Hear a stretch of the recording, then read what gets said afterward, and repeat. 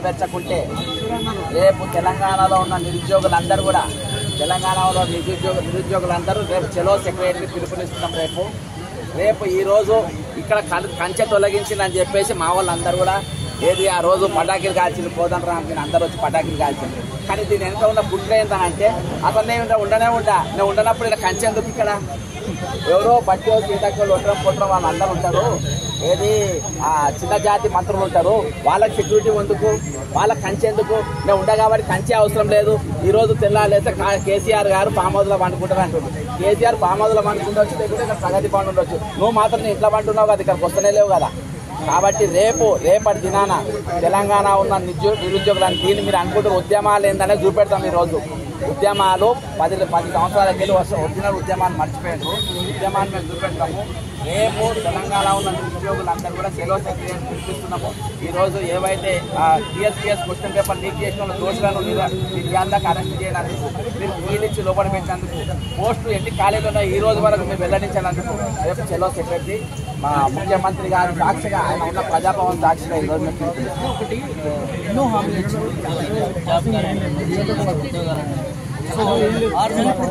ఏదైనా ప్రశ్న జరుగుతుంది. ఈరోజు ఆటాల బాదాపులో ఒక రాజ్యం 10 ఏళ్ల కింద వైరల్ అవుతుంది. ఆ ప్రధానమైన అబద్ధం చెప్తున్న వాళ్ళు నమ్ముతారు. మేము జేబులోకి చెప్తామా అని చెప్పిండ్రు. ఈరోజు బ్రదర్ మొన్నటి దాకానేమో ఏది దండుపాలెం గ్యాంగ్ ఉండే ఇలా, ఈరోజు చెడ్డి గ్యాంగ్ వచ్చింది. అంతే, అర్థమైందా? చెడ్డి గ్యాంగ్ బ్లేడ్ బాబుజీ పనులు చేస్తుంటారు. కాబట్టి మేము ఈరోజు విద్యార్థులు ముఖ్యంగా ఏంటంటే ఉద్యమాన్ని మర్చిపోయారు. కాబట్టి వాళ్ళకు ఉద్యమాన్ని నేర్పిస్తాం, ఏ విధంగా కొట్టాలో చేపిస్తాము.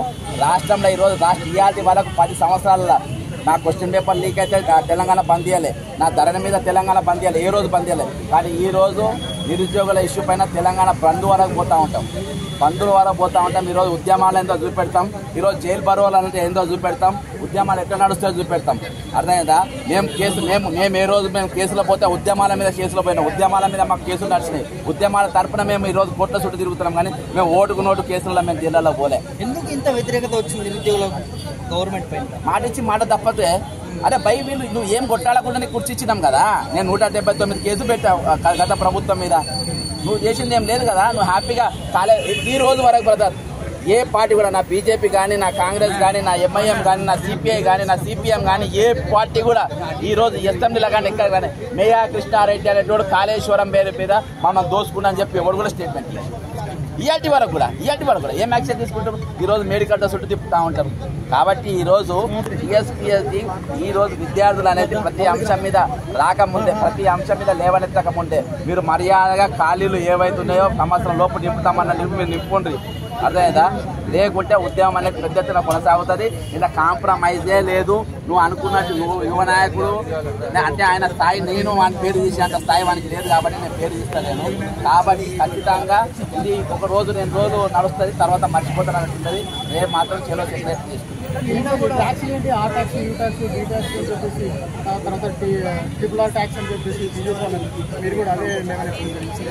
తీసిందనేనబ్బా. నేను మాట్లాడినా బీజేపీ వాళ్ళు మాట్లాడతారు. 7,000 కోట్లు నేనే మాట్లాడినా. ఏదున్నా కానీ మేము స్టార్ట్ చేస్తాం, వాళ్ళు తీసుకోవాలి. ఎవరి దగ్గర సబ్జెక్ట్ లేదు, ఎవరి దగ్గర పేపర్ లేదు. ఈరోజు కీ తీసేది కూడా వాళ్ళే. ఆ దగ్గర ప్రతిదీ ఉన్నది. A tax, B tax, G tax, అన్ని ట్యాక్స్ ఉన్నాయి. అన్ని కూడా ముఖ్యమంత్రి గారి దగ్గర ఉన్న ఆస్థానాలలో వసూలు చేసే ట్యాక్స్. ప్రభుత్వం పైన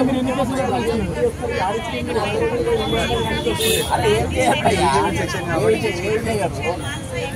ఫ్రీ బస్ బస్సులలో 100 మంది ఎక్కితే 200 ఎక్కించి వాళ్ళే పోతారు. కానీ ఫ్రీ బస్ పెట్టింది అంతే. కానీ అదేనా కొత్త బస్సులు ఏమైనా వేసిందా? ఫ్రీ బస్సు పెట్టి జనం ఎక్కువాలని ఎవడో వాళ్ళు హ్యాపీగా పోవాలని పెద్ద బస్సులు వేసిందా? వేయలే కదా. కానీ ఏదేమైనప్పటికీ రేపు మాత్రము చెలో సెక్రటరీ అయితే దిగ్విజయంగా చేస్తాము. ఖచ్చితంగా పోలీసులు కూడా మాకు పూర్తిగా సహకరించాలి. ఈరోజు వాళ్ళకు కూడా డిఎల్ రాలే, టీఎల్ రాలే, వాళ్ళకున్న సమస్యలు వాళ్ళకు ఉన్నాయి. కాబట్టి మీరు గొర్రెల scam, Barla scam, TS scam మీరు ఏం చేసేయలేదు. కనీసం మాకన్నా సహకరించండి అని చెప్పి పిలుపునిస్తున్నాం. నిధులు నియామకాలు ఇది రోటీ డైలాగ్ అయిపోయింది. ఎవరైతే నిరుద్యోగులు ఈ 10 సంవత్సరాల పాటు వాళ్ళు నింపుతామన్నది ఖాళీలు నింపకుండా ఈ రోజు మరి పేపర్ లీకేజ్ 2016కి వెళ్ళి క్వశ్చన్ పేపర్ లీకేజ్కి వెళ్ళి మొదలుపెట్టి ఆ రోజుకెళ్ళి అక్రమాలు జరిగినాయని చెప్పి మేము చెప్పుకుంటే వస్తా ఉంటే 2016 మొదటి 10 ర్యాంకుల వాళ్ళ అడ్రస్లు ఇయాటి వరకు వాళ్ళకు ఎవరెవరికి ర్యాంకులు వచ్చినా ఇయాటి వరకు వెల్లడించలేదు. అంతేకాకుండా 2022లో జరిగినటువంటి క్వశ్చన్ పేపర్ లీక్ లో మరి ఇయాటి వరకు ఎవరు కూడా అరెస్ట్ కాలేదు. ముఖ్యంగా ఎన్నికలకు ముందు నిరుద్యోగులు దాదాపు తెలంగాణలో ఉన్నటువంటి 30 లక్షల మంది విద్యార్థులు నిరుద్యోగులు మరి ఊర్లలో పోయి ప్రవళిక గాని లేకుంటే మన నాయక్ గాని వీళ్ళందరి ఆత్మహత్యల తర్వాత ఊర్లలో పోయి కాళ్ళు మొక్కి కాంగ్రెస్ పార్టీకి ఓటేస్తే మాకు నౌకర్లు వస్తాయని వీళ్ళందరూ కూడా బస్ యాత్ర చేసిన వాళ్ళు ఇప్పుడు ఇక్కడ మన దగ్గర ఉన్నారు.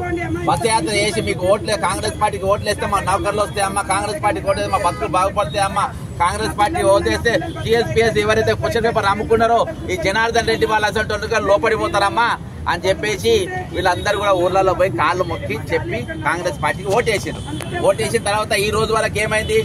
1 ఇయర్ అంటే సంవత్సరం లోపు 2 లక్షల పోస్టులు నింపుతామని చెప్పిండు ముఖ్యమంత్రి రేవంత్ రెడ్డి గారు తమ మేనిఫెస్టోలో. అంతేకాకుండా మెగా డిఎస్సి 20,000 పోస్టులు నింపుతామని చెప్పి manifesto page number 34 point number 4లో చెప్పిండు. నేను 100 రోజులలో నింపుతామని చెప్పిండు. కేవలం 11,000 కూడా ఇవ్వలేదు. నీ గురువు చంద్రబాబు నాయుడు ఆంధ్రప్రదేశ్ లో మొదటి సంతకం దాదాపు 17,000 మెగా డిఎస్సి పోస్టులు అక్కడ విడుదల చేసిండు. మరి నీ గురువు ఏం నేర్పిండు, నువ్వేం నేర్పించడం మాకు అర్థమైతలేదు. ఈ రోజు నీకు చేతనైతే లేదు. ఏ డిపార్ట్మెంట్ లో ఎన్ని ఖాళీలు ఉన్నాయో తెలుసుకున్న చేత కాదు. నా దగ్గర ఉన్న డిపార్ట్మెంట్ నాకు ఇంటలేదు అనుకుంటున్నావో ఏమో, నా దగ్గర ఉన్న అడ్వైజర్లకు తలకాయ ఉందో లేదో నాకు తెలియదు అని చెప్పి ఈ రోజు వరకు నువ్వు డిపార్ట్మెంట్ వైజ్ గా ఎన్ని ఖాళీలు ఉన్నాయో ఆ ఖాళీలు వెల్లడించలేదు. ఈ తెలంగాణ ముఖ్యమంత్రి చేతగానని మరి నేనే స్వయంగా ప్రతి డిపార్ట్మెంట్ లో కొంతమంది నిరుద్యోగులతో జరుపుకొని ఏ డిపార్ట్మెంట్ లో ఎన్ని ఖాళీలు ఉన్నాయనేది దాదాపు 267,036 పోస్టులు మరి మేము ఈ రోజు ఖాళీలు ఉన్నాయని చెప్పేసి నిన్న చీఫ్ సెక్రటరీ కూడా ఇవ్వడం జరిగింది. 267,316 పోస్టులు ఖాళీగా ఉన్నాయని. ఎందుకు మేమేం చేసినాం అంటే మా దగ్గర యంత్రాంగం లేదు, ప్రభుత్వం లేదు, మా దగ్గర అధికారులు లేరు, మా దగ్గర సర్వే చేయడానికి ఎవరు సర్వేయర్ లేరు. అయినా కానీ మేము సొంతంగా ఈ రోజు డిపార్ట్మెంట్ వైజ్ గా ఎన్ని ఖాళీలు ఉన్నాయని చెప్పేసి మేము తయారు చేసినాం. నిన్న చీఫ్ సెక్రటరీకి ఇచ్చినాం. ఈ రోజు ముఖ్యమంత్రి కూడా ఉన్న నిరుద్యోగులందరూ కూడా ఈ రోజు ఆస్పిరెంట్స్, వీళ్ళు నిరుద్యోగులు అనొద్దు, వీళ్ళు ఆస్పిరెంట్స్, వీళ్ళందరూ కూడా ముఖ్యమంత్రి గారికి ఇవ్వడానికి వచ్చారు. ఈ రోజు వీళ్ళు అయ్యో బాబు మాకు 1,00,000 పోస్టులు కాదు, కనీసం 2,000-3,000 పోస్టులుగా నింపమని చెప్పి ఈరోజు అడగడానికి వచ్చిండ్రు. 2,000-3,000 ఓట్లు కాదు ఈ రోజు మేము పోస్టు కాదు, మొత్తం 2,27,316 పోస్టులు సంవత్సరం లోపు నింపాలి ముఖ్యమంత్రి రేవంత్ రెడ్డి గారు అని చెప్పి డిమాండ్ చేస్తున్నా. గత ప్రభుత్వం 37 జిల్లాలు 33 జిల్లాలు పెంచడానికి చేతనైంది. కానీ ఉన్న పోస్టు పెంచడానికి ఆ రోజు ప్రభుత్వానికి చేత కాలేదు. ఈ రోజు మేము ఒకటే డిమాండ్ చేస్తున్నాం. ఈ రోజు నిన్న జరిగిన ఎంత భయంకరంగా జరుగుతుందంటే మహేందర్ రెడ్డి అనేటోడు మొన్నటిదాకా అందరు పోలీసులను అరెస్ట్ చేస్తుంది. కానీ అప్పుడు పెద్ద ఫోన్ స్కామ్ లో ఉన్నటువంటి ఫోన్ ట్యాపింగ్ లో ఉన్నటువంటి మహేందర్ రెడ్డి రోజు డీజీపీగా పనిచేస్తుండు. ఆయన నిన్న కీ విడుదల చేసిండు. ఇది కీ వెబ్ నిన్న ఫస్ట్ గ్రూప్ 1 కు వెబ్ నోట్ ఇది ఇచ్చిండ్రు. ఇది గ్రూప్ 1 కు సంబంధించిన కీ అదేందా. దీంట్లో ఓఎంఆర్ షీట్ పెట్టలే అంటే మళ్ళీ ఏదో స్కామ్ జరిగిందని నాకు అనుమానం. ఇది పెట్టినా మళ్ళీ ఇమీడియట్ గా తీసేసిండు, బయట వెబ్ లో పెట్టిండు, తీసి పడేసిండు. ఎందుకనంటే అదే దొంగలు అప్పుడున్న దొంగలు ఇవాళ కూడా కంటిన్యూషన్ అవుతుందనే ఉద్దేశంతో ఈ రోజు పెంచారు. కాబట్టి మేము ఈ రోజు ఒక యువ నాయకుడు అంటానంట రాహుల్ గాంధీ వచ్చినప్పుడు మ్యాక్స్ ఫిక్సింగ్ కేసులు పెట్టుకుని జైలుకు పోయి వచ్చినాడు అంటారంట. ఏమైతుంది మహా అంటే 200 మంది ఉద్యమాల్లో పోతారు, 200 మంది కొట్టాడతారు, మళ్ళా ఫోన్లలో చూసుకుంటారు, మళ్ళీ ప్రిపేర్ అవుతారు, అంతే కదా అని చెప్పి నేను ఒక యువ నాయకుడే కూడా అంటున్నాంట శిఖండి గాడు. మేము ఒకటే చెప్తున్నాం, యువ నాయకులు కాదు, ఈ రోజు ప్రభుత్వం తిప్పింది, ప్రభుత్వం మార్చింది. ఆ విద్యార్థులు ఆ నిరుద్యోగులు అన్న సంగతిని మర్చిపోవాలి. నీ రేవంత్ రెడ్డి, నీ బట్టి విక్రమార్క, నీ ఉన్న మంత్రులు ఎవరు కాళేశ్వరం మీద కానీ మిషన్ భగీరథ కానీ ఏదో యుద్ధం చేస్తే ఏదో అసెంబ్లీలలో స్తంభింపజేస్తే ఈ రోజు ప్రభుత్వం రాలేదు. లేకుంటే ధరణి పేరు మీద మీ ప్రభుత్వాలు స్తంభింపజేస్తే ఈ రోజు అధికారం మీద రాలేదు. మీరు ఇచ్చిన పథకాల నుంచి మీకు ఓట్లేయలేదు. ఈ రోజు కేవలం ప్రజల తిరుగుబాటు చేయబట్టి మీకు ఈ రోజు అధికారం మీకు వచ్చింది. ఈ రోజు నిరుద్యోగులు తిరగబడితే మీకు అధికారం వచ్చింది అన్న సంగతి మీరు మర్చిపోవద్దు. ముఖ్యమంత్రి రేవంత్ రెడ్డి గారు మంచి విక్రమార్క మీకు తెలియజేసుకుంటా ఉన్నా. ఈ రోజు మరొకసారి యువ నాయకుడు అంటే ఏ పార్టీకి సంబంధించి? అరే ఎవడో గుంజిగాడి ఇప్పుడు ఉన్నాడు, నేను చెప్పేది అయిపోయింది. అయితే ఈ రోజు నేను చెప్పేది ఈ రోజు నేను ఒకటే మీకు తెలియజేసుకునేది ఏంటంటే మీరు ఖచ్చితంగా ఈ 267,316 పోస్టులు దింపాలి. వెంటనే ఏవైతే డిఎస్సి ఎగ్జామ్స్ మా ఇది ఉన్నాయో డిఎస్సి కానీ ఒక ఎగ్జామ్ ఒకరికి ల్యాబ్ కాకుండా చూసుకోవాలి. ఈ రోజు మొన్న కేంద్రంలో సివిల్స్ ఎగ్జామ్ ఉంది. ఈ నెలల సివిల్స్ ఎగ్జామ్ ఉండే, మరి గ్రూప్ 1 ఎగ్జామ్ ఉండే, మరి హాస్టల్ వార్డెన్ ఎగ్జామ్ ఉండే, మరి ఇంకా కేంద్రంలో ఐబీ ఎగ్జామ్ ఉండే. ఈ విధంగా దాదాపు 7 ఎగ్జామ్లు. అరే కేంద్రం ఎప్పుడు పెడుతున్నారు, మేము ఎప్పుడు పెడుతున్నాం, ఈ రెండు ఒకటి చూసుకోవాలి కదా, ఈ రెండు ల్యాబ్స్ కాకుండా చూసుకోవాలి కదా. ఆ రోజు గ్రూప్ 1 ఉంటుంది, అప్పుడు అదే రోజు మళ్ళా మధ్యాహ్నము హాస్టల్ వార్డెన్ ఉంటుంది, మీకు డిఎస్సి ఉంటుంది, మళ్ళీ ప్రిలిమ్స్ మెయిన్స్ పెడతామంటారు. కాబట్టి మీరు ఒకదానికి ఒకటి గ్యాప్ వాళ్ళు నేర్చుకునేటట్టుగా, లేకుంటే వాళ్ళు ప్రిపేర్ కానికి వాళ్ళు గ్యాప్ పెట్టాలి. తలా తోకలేని టీఎస్పీ కమిటీ ఈ రోజు మీరు పెట్టే ఎగ్జామ్స్ ఏ విధంగా పెడుతున్నారని కూడా చూసుకోవాలి. ఈ గుంపులలో ఇట్లా అయిపోతే, ఈ గుంపులలో అయితే మేము చేసిన స్కామ్లు బయటికి రావానా? ఈ రోజు అప్రమత్తంగా ఉన్నాం. మీ మీద అన్ని డిపార్ట్మెంట్ల మీద ఈ రోజు కండు పెట్టినాం. ఈ రోజు మీరు వెబ్సైట్లలో పెట్టి ఏం పెడుతుండ్రు, ఏం తీస్తుండ్రు. ఈ క్వశ్చన్ పేపర్ ఇంకొకటి నాకు వచ్చింది, ఒక క్వశ్చన్ తప్పులు ఇచ్చిందంట. ఇలా కీ విడుదల చేస్తే ఒక క్వశ్చన్ తప్పు ఇచ్చిందంట. ఇవ్వడం తర్వాత ఆన్సర్ కూడా కీలో తప్పు ఇచ్చిందంట. అది నా మొబైల్లో ఉన్నది, నేను మళ్ళీ మీకు వెల్లడిస్తా. ఈ రోజు దానివల్ల అనేక మంది ఈ రోజు నష్టపోయే పరిస్థితి ఉన్నది. మీరు కీ మళ్ళొకసారి నేను రేవంత్ రెడ్డి గారికి, టీఎస్పీ చైర్మన్ మహేందర్ రెడ్డి గారికి, మీరు పనికి రాని వాళ్ళు, మీరు ఆ కుర్చీకి పనికి మాని వాళ్ళు ఇద్దరు కూడా, అయినా కానీ మీకు తెలుపుకుని, ఎందుకంటే కుర్చీలలో మీరు కూర్చున్న కానీ చెప్తారు. మీరు ఈ క్వశ్చన్ పేపర్లో ఏమేమి క్వశ్చన్లు ఇచ్చిండ్రు, దీనికి ఉన్న ఆన్సర్ నిన్న మీరు కీ విడుదల చేసిన ఆన్సర్లో కరెక్టా రాంగా, మీరు ఇచ్చిన 2 నిమిషాలలో వాళ్ళు చూసుకున్నారు. అందులో మీరు ఇచ్చిన క్వశ్చన్కి ఆన్సరే తప్పు రాసిండ్రు, చాలా క్వశ్చన్స్ తప్పు రాసిండ్రు. ఈ రోజు ఏది మన అంతరంగ చంద్రయానం, అది చంద్రయానం పగలు పోయిందా రాత్రి పోయిందా, పగలు ఏ టైంకి వచ్చింది, రాత్రి ఏ టైంకి వచ్చింది, ఎవరో తలతో తోకున్న క్వశ్చన్లు ఇవి. అటువంటి క్వశ్చన్ ఈ రోజు ఇంట్లో పెట్టడం జరిగింది. ఎందుకంటే వీళ్ళకి నౌకర్లు లిస్టు ఇష్టం లేదు. నౌకర్లు లిస్టు ఎందుకు ఇష్టం లేదు అంటే వీళ్ళు కమిషన్లు ఇయ్యారు కదా జీతాలకి, వీళ్ళు జీతాలకి కమిషన్ ఇయ్యారు. అదే మేఘా కృష్ణారెడ్డికి 1,00,000 కోట్లు విడుదల చేస్తే ఆయన 10% 20% కమిషన్ ఇస్తారు. లేకుంటే రైతు బంధు పైసలు రైతు ఖాతాలలో వేయకుండా మరో కాంట్రాక్టర్ జేబులో వేస్తే ఆయన కమిషన్ ఇస్తాడు ఎంతో అంత.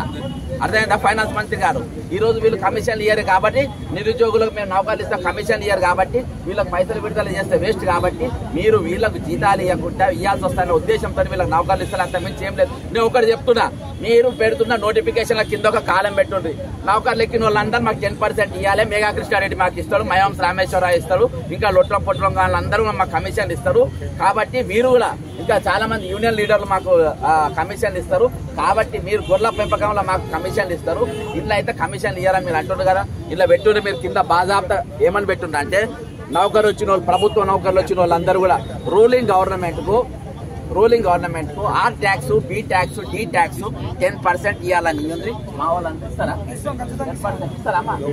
ఇస్తారా? అయ్యా నౌకరిస్తే ఇస్తామని చెప్పారు, ఇస్తామంటారు వాళ్ళు కూడా. కాబట్టి మేము కూడా ట్యాక్సులు కడతాము, ఈ నోట్ ఖాళీలు ఉన్నాయన్నీ నింపాలి అని చెప్పేసి ఇప్పుడు మా తరఫున మేము ఇచ్చిన రీప్రజెంటేషన్ నిరుద్యోగులు అందరూ పోయి లోపలికి